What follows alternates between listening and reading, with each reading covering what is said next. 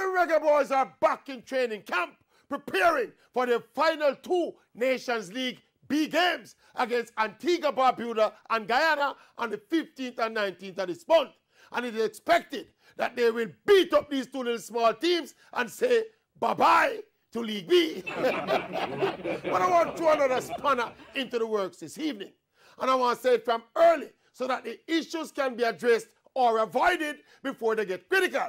You see, because Coach Tapper Whitmore and the boys been doing so well by getting the results and maintaining our top 50 rank, the impression is out there that everything is all right with the senior program.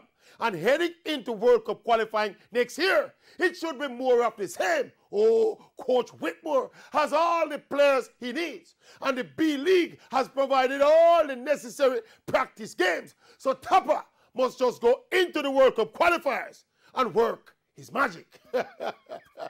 Please, all that glitters is not gold.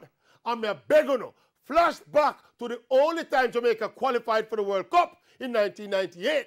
Back then, the office was a fortress. The boys and the fans had a special bond. The wagon was full to the brim with support and money.